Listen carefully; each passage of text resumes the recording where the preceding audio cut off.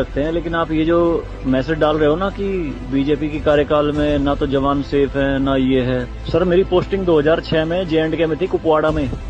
वहाँ पे बॉर्डर पे एक रूल था, no first fire no more than 11 NM, यानी कि जब तक पाकिस्तान की तरफ से एक भी फायर नहीं आ जाता तुम कोई फायर नहीं करोगे। नो मोर देन 11 mm मतलब वो हमारे ऊपर RPG चलाएं, मोटरार चलाएं, कुछ भी चलाएं, हम 11 mm से ऊपर का राउंड नहीं चला सकते थे वहाँ पे। मेरे हाथ पे ओम गुदा हुआ है।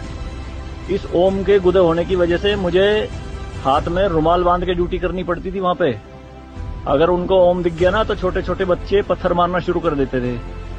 और सर श्रीनगर के लाल चौक पे 26 जनवरी के दिन बहुत बड़ा तिरंगा बिछा के जिंदी गाय काटी थी, जिंदी, और जिंदी की खाल उतारी थी सबके सामने, पूरी सेना के सामने यूनिट खड़ी थी वहाँ पे पूरी, और चक्कू लहरा के खूब बोलते थे, क्यों भाई हिंदुस्तानी कुत्तों, तुम्हारी माँ है ना ये, देखो क्या हाल करेंगे इसका हम। भाई कुछ नहीं उखाड़ सकते थे उनका। क्यों?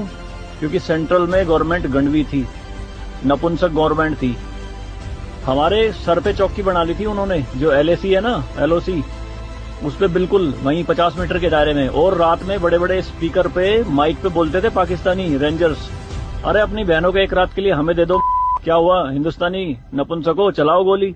कुछ नहीं कर सकते थे उनका। 2014 में जब गवर्नमेंट चेंज हुई तो सेना अध्यक्ष बिपिन रावत साहब जब उनसे मिले तो उन्होंने बताया कि बॉर्डर के हालात खराब है सर, छूट नहीं है जवानों को कुछ भी। तो PM मोदी ने कहा था कि छूट मेरी तरफ से पूरी है, मैं नहीं जाऊंगा वहां लड़ने, तुम जाओगे। आज की डेट में आप मुझे एक भी चौकी बता दो अगर वहां ढूंढने से मिल जाए, दूरबीन लगा के देखनी पड़ती है पहाड़ों में, वो भी बंकरों में अंदर, सारी लगा दी उन्होंने तोप उड़ा के। शांति काल में आप 155 mm की बोफोर्स टाइप की तोप नहीं चला सकते, यूएनओ का रूल है। लेकिन 2014 में ये बोफोर्स भी चली J&K में पाकिस्तान की तरफ चौकी उड़ाने के लिए।